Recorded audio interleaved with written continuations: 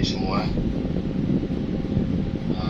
Pagi hari ini saya berterima kasih sama Haji Inga, Bu Hesti, Nando, kalau pagi ini saya diberi kesempatan untuk menyampaikan kebenaran firman Tuhan. Kita belajar sama-sama pagi hari ini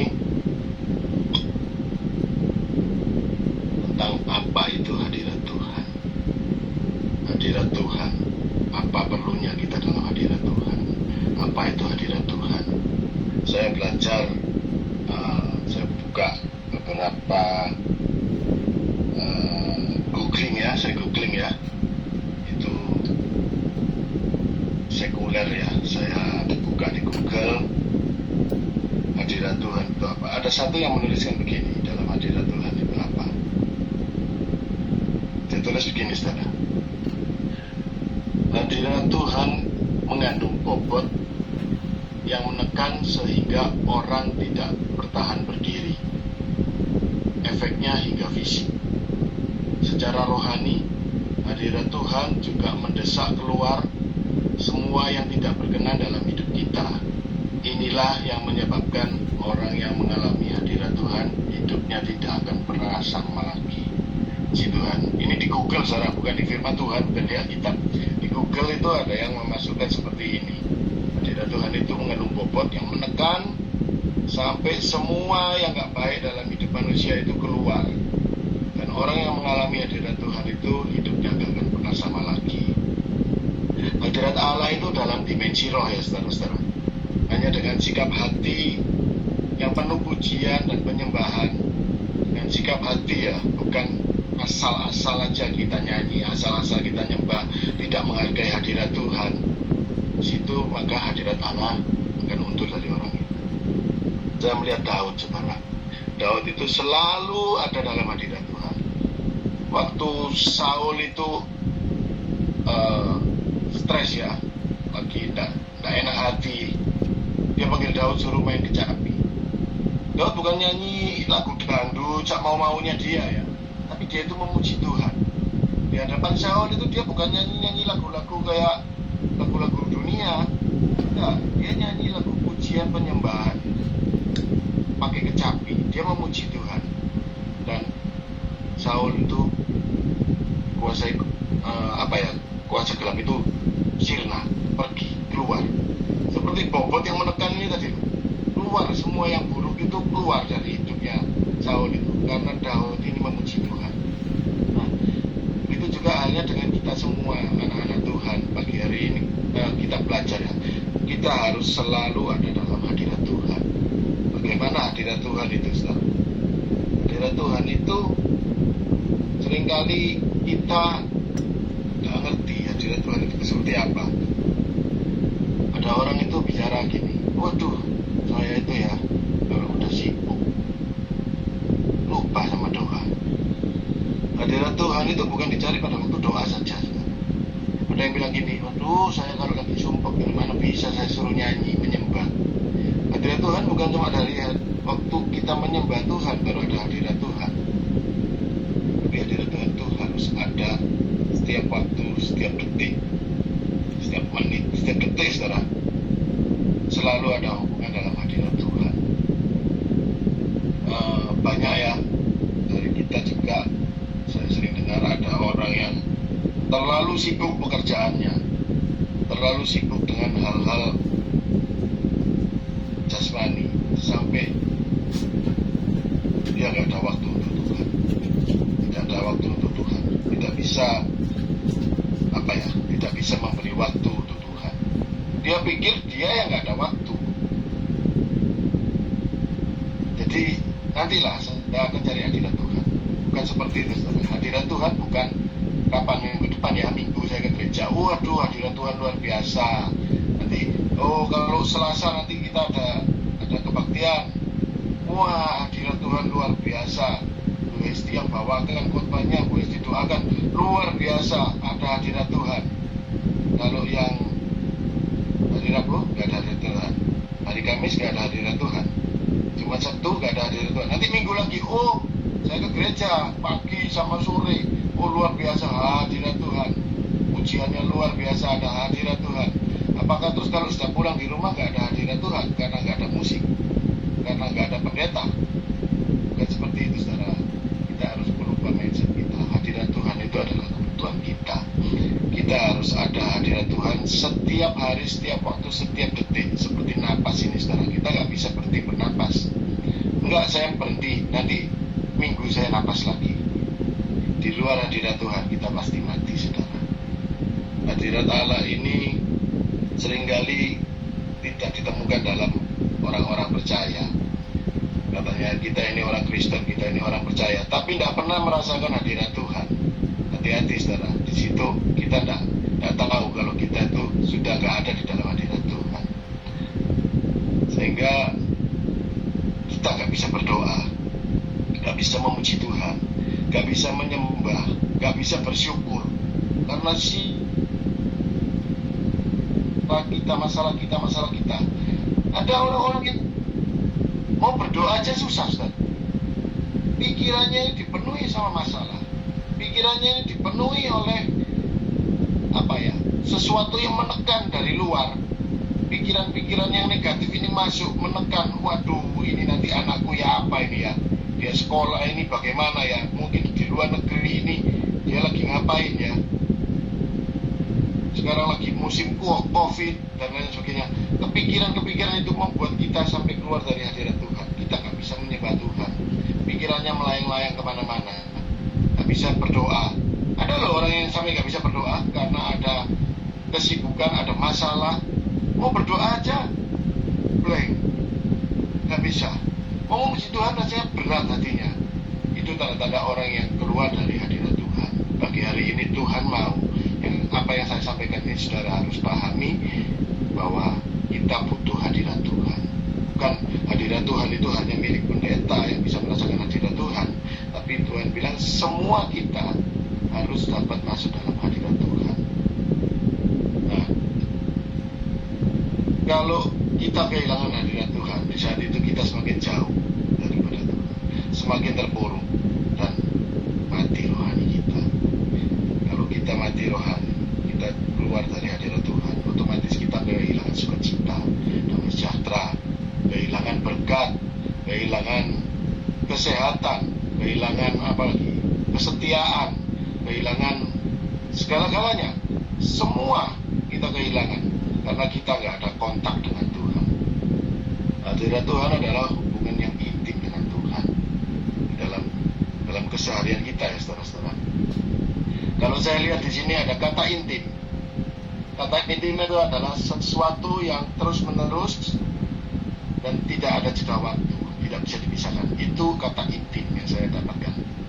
Hadirat Tuhan bukan hanya di gereja. Hadirat Tuhan itu bukan pada saat kita menyembah dan memuji Tuhan saja, tapi setiap waktu, setiap menit, setiap detik hadirat Tuhan itu ada seperti jantung kita tiap hari itu berdetak. Itu harus ada hadirat Tuhan setiap hari. Saya seringkali main mobil sendirian, tidak ada teman, tidak ada orang, saya sendiri perjalanan di kendaraan macet saya bisa masuk dalam hadirat Tuhan. Saya dengar musik-musik, saya ikut nyanyi dengan hati, saya menyanyi, saya menyembah. Gak ada yang lihat kok, saudara. Di mobil tutup kaca, saya pasang AC, saya nyalakan tip, saya ikut memuji, menyembah. Dan itu sampai saya itu Tuhan kok begitu baik. Saya bisa keluar air mata, saudara, di mobil. Saya angkat tangan, saya menyembah Tuhan. Apakah ada peraturan nggak boleh menyembah Tuhan? Dimanapun saya selalu saya tidak nyanyi, saya tidak menyembah, tapi pikiran saya itu selalu ada sama Tuhan. Dalam keseharian saya, pikiran saya itu ada sama Tuhan. Saya lihat di jalan gini, wih, macet gini. Saya langsung Tuhan, macet ya Tuhan. Saya ada kontak hubungan sama Tuhan, saya bisa ngomong sama Tuhan. Sehingga ada hadirat Tuhan yang memberi kita sejahtera, memberi kita lewat sini. Roh Kudus itu bisa bicara, saudara. Lewat sini aja. Saya ikuti, iya ada gang ini saya masuk. Cepat jalannya. Itu kita butuh hadirat Tuhan, saudara. Pagi ini saya mau supaya saudara dan saya belajar mengerti apa itu fungsi hadirat Tuhan bagi kita. kita. Dan saya akan coba beri pengertian di contoh yang mudah ya saudara. Kita lihat di Kejadian pasal 1. Saya mau beri contoh-contoh yang gampang kita ingat, gampang kita mengerti, karena membawakan renungan kebenaran firman Tuhan ini kan gampang saudara. Banyak orang bilang, oh saya 5 menit aja sudah bisa bawa firman Tuhan. Oke buat dia, tapi apakah itu dimengerti sama semua yang mendengarkan? Ada orang yang bisa berkhotbah, ada 10 tentang Tuhan, waduh, yang diingat cuma yang nomor 10, 1 sampai 9 lupa semua. Itu gak ada gunanya saudara, ya kan? Ada 9 cara masuk dalam hadirat Tuhan. Yang pertama, yang kedua, yang ketiga. Orang cuma ingat yang pertama sama yang ke-9 saudara. Yang di tengah hilang semua. Nah, banyak orang itu bisa berkhotbah, bisa membawakan renungan hebat, tapi tidak diingat karena tidak dimengerti. Yang mengerti yang khotbah saja, yang dikhotbahi tidak ngerti, sama aja bohong saudara. Gak ada gunanya, sia-sia. Ya pagi ini saya mau supaya saudara dan saya semua sama-sama belajar. Kita baca baik-baik. Memang waktunya sangat singkat, tapi saya mau coba supaya kita bisa memahami dan kita menjadi pelaku firman. Nama Tuhan. Kita buka Kejadian pasal 1. Paling gampang ya. Kalau bisa buka Kejadian pasal 1, bukan orang Kristen saudara. Kejadian pasal 1 ayat yang ke-11 dan 12. Mari kita baca sama-sama. Saya bacakan Kejadian 1, 11 dan 12. Ayat 11, berfirmanlah Allah, hendaklah tanah menumbuhkan tunas-tunas muda, tumbuh-tumbuhan yang berbiji, segala jenis pohon buah-buahan yang menghasilkan buah yang berbiji, supaya ada tumbuh-tumbuhan di bumi. Dan jadilah demikian. Tanah itu menumbuhkan tunas-tunas muda, segala jenis tumbuh-tumbuhan yang berbiji, dan segala jenis pohon-pohonan yang menghasilkan buah yang berbiji. Allah melihat bahwa semuanya itu baik. Amin. Sambung lagi saudara dengan Kejadian 1 ayat yang ke 20 dan 21. Bawahnya ya, 20 dan 21. Berfirmanlah Allah, hendaklah dalam air berkeriapan makhluk yang hidup, dan hendaklah burung berterbangan di atas bumi melintasi cakrawala. Maka Allah menciptakan binatang-binatang laut yang besar dan segala jenis makhluk hidup yang bergerak, yang berkeriapan dalam air, dan segala jenis burung yang bersayap. Allah melihatnya bahwa semuanya itu baik. Amin. Lanjut lagi saudara, bawahnya lagi ya. Kejadian 1 ayat yang ke-26 dan 27. Berfirmanlah Allah, baiklah kita menjadikan manusia menurut gambar dan rupa kita, supaya mereka berkuasa atas ikan-ikan di laut dan burung-burung di udara, dan atas ternak, dan atas seluruh bumi, dan atas segala binatang melata yang merayap di bumi. Maka Allah menciptakan manusia itu menurut gambarnya. Menurut gambar Allah diciptakannya dia, laki-laki dan perempuan diciptakannya mereka. Amin. Saudara di sini ya, Tuhan itu menciptakan pohon, tanaman, tumbuh-tumbuhan yang berbiji. Itu cuma dengan firman. Tuhan berfirman kepada tanah. Dia menciptakan tanaman, tumbuhan. Dia berfirman kepada tanah. Tanah, hendaklah engkau mengeluarkan tunas-tunas muda. Tuhan berfirman kepada tanah untuk mengeluarkan tumbuhan, pohon berbiji. Waktu Tuhan menciptakan ikan, Tuhan itu berfirman kepada laut. Ya, saudara. Ikan diciptakan Tuhan dengan firman. Tuhan berfirman kepada air, hendaklah laut menghasilkan makhluk yang hidup dan bergerak. Tapi pada waktu di ayat yang ke-26, ketika Tuhan menciptakan manusia, dia tidak firman kepada tanah, dia nggak berfirman kepada laut, nggak berfirman kepada air, tapi dia berfirman pada dirinya sendiri.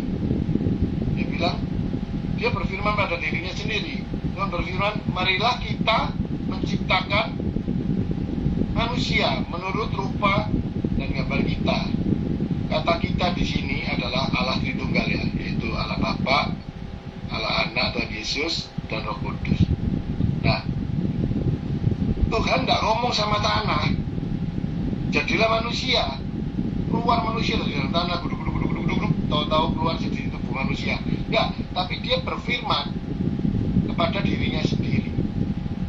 Berfirman, dia bilang, hendaklah kita, itu Allah Tritunggal. Untuk membentuk manusia, Allah itu berfirman kepada dirinya sendiri. Karena itu saudara-saudara, kita bisa melihat ikan itu nggak dapat hidup tanpa air, saudara. Amin. Pohon itu juga nggak bisa hidup tanpa tanah. Begitu juga kita manusia, kita nggak bisa hidup tanpa Tuhan. Amin. Sampai sini saudara ngerti ya? Karena bagi ikan, air itu adalah kehidupannya, lingkungan alamnya dia. Dia tidak bisa di alam yang tanpa air, dia pasti mati. Sama juga halnya dengan tumbuh-tumbuhan atau pohon ya. Pohon itu, tanah adalah lingkungannya dia, alamnya dia, alam tanah. Dia nggak bisa hidup tanpa tanah. Kalau dia dicabut dari tanah, pasti pohon itu kering dan mati. Mati-mati sendiri, saudara, nggak usah diracun, saudara.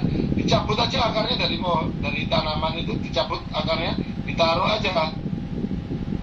Mati kalau dia nggak masuk di dalam tanah. Itu juga halnya manusia.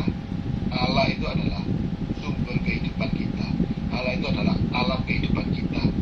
Bagi manusia nggak bisa hidup tanpa Tuhan. Karena bagi manusia Allah itu adalah kehidupan kita. Seperti ikan, seperti ikan dengan air, seperti pohon dengan tanah. Karena dia diciptakan dari firman Tuhan melalui air, melalui tanah. Kalau kita melalui Tuhan sendiri, berfirman pada dirinya sendiri. Oleh sebab itu kita juga harus berbalik kepada Tuhan. Jika manusia itu dikeluarkan atau dicabut, diputus hubungannya dengan hadirat Tuhan, dengan hadirat Allah, maka pastilah ia mati. Pada waktu Kejadian pasal 1, Tuhan menciptakan Adam dan Hawa itu, manusia pertama. Dia itu gak akan mati, saudara. Kekal hidupnya sebetulnya. Tapi waktu dia dikeluarkan dari hadirat Tuhan, dia diusir dari Taman Firdaus, dari Taman Eden, dia dikeluarkan.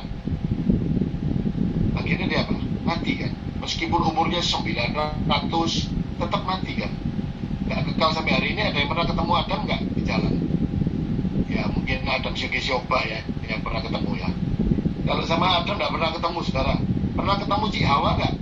Gak pernah. Gak pernah ketemu Bu Hawa. Karena umur 900 sudah mati. Nah, di situ kalau kita itu terlepas dari hadirat Tuhan, pastilah manusia itu mati. Nah, kalau air atau laut tanpa ikan, dia tetap laut, dia tetap air, ya kan? Tapi ikan tanpa air, pastilah ia mati. Amin. Tanah juga begitu. Tanah tanpa pohon, tanpa tanaman, dia tetap tanah. Tapi tanaman atau pohon tanpa tanah, dia pasti mati. Amin, saudara. Begitu juga halnya Tuhan. Tuhan tanpa kita, Tuhan tanpa manusia, dia tetap Tuhan. Tapi kita tanpa Tuhan, pastilah kita mati. Amin, saudara. Itulah sebabnya Tuhan Yesus itu datang ke dunia untuk saya dan saudara-saudara sekalian semua, untuk mengembalikan kita dalam hadirat Tuhan. Karena dia tahu tanpa hadirat Tuhan, saudara dan saya juga pasti mati.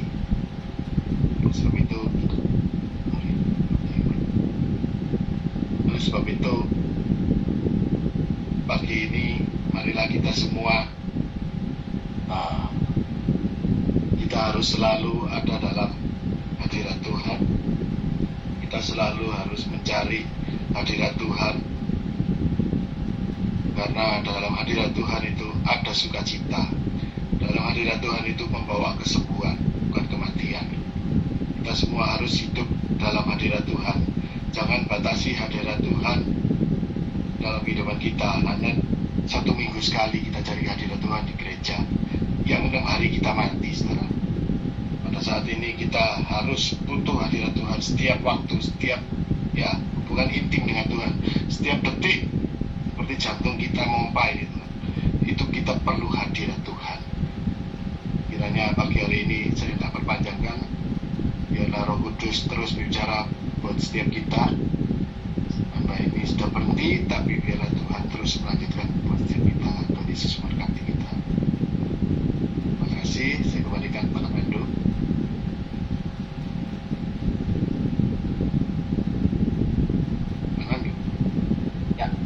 Terima kasih banyak Pak Pit untuk firman-Nya pada pagi hari ini, sangat memberkati kita semua ya. Supaya kita harus mengingat dari mana kita berasal ya, bagaimana Tuhan telah menciptakan kita, Dia menjadikan kita berharga di matanya, Dia telah menebus setiap kehidupan kita ya. Karena kitab Kejadian itu selalu berkaitan dengan sejarah penebusan ya, selalu ada kaitannya. Kalau kita baca kitab Kejadian itu berbicara tentang sejarah penebusan ya. Jadi mari saudara ya, semuanya akan menuju kepada keselamatan yang diberikan Yesus kepada kita semua. Amen. Ya, puji Tuhan. Mungkin Bu Inge akan menyampaikan beberapa pengumuman untuk kita semua di hari ini. Terima kasih Pak Pit ya, Tuhan memberkati pelayanannya, pekerjaannya dan keluarganya. Terima kasih Pak Pit, firman-Nya. Pengumuman tetap Senin, Rabu, Jumat jam 8 pagi. Kita ada doa pagi. Untuk ada yang bisa untuk bawa renungan pagi, silakan. Bu Deni Santi kali ya. Belum. Besok malam kita ada doa malam Selasa. Terus hari Rabu yang untuk yang di Surabaya kita ada onsite di Grand City, Doria Jadi Berkat. Kita dilayani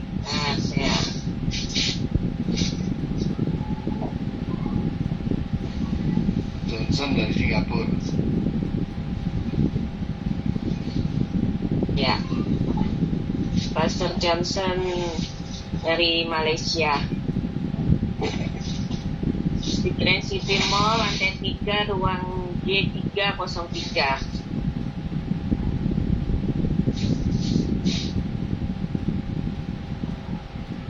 Ya, itu aja pengumuman dari saya. Terima kasih untuk persembahan yang sudah diberikan.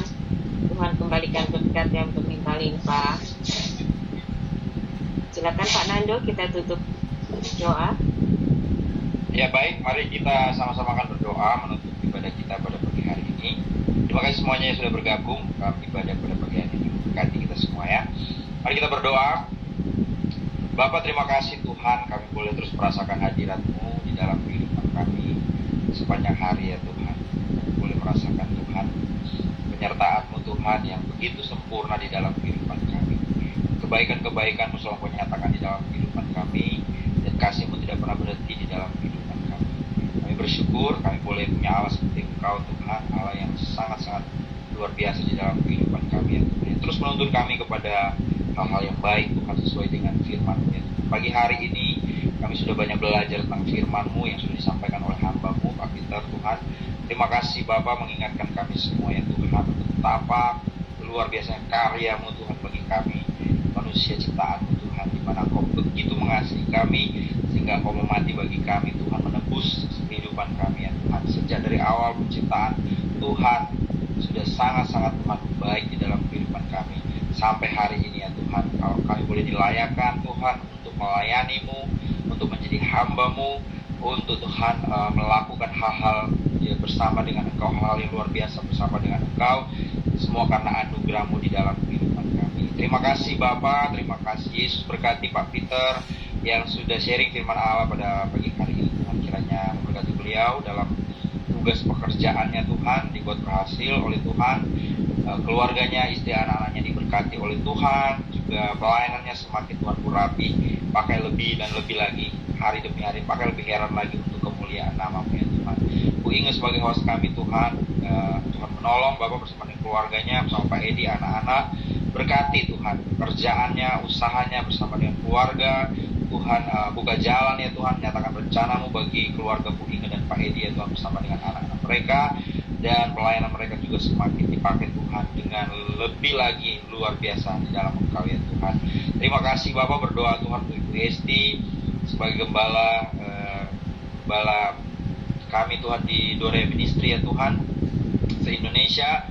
Tuhan memberkati juga Ibu Esti dalam setiap pelayanannya. Tuhan urapi ya Bapak, hikmat kebijaksanaan Tuhan selalu ada di dalam hidupnya. Berkati keluarganya, usaha pekerjaannya juga diberkati oleh Tuhan.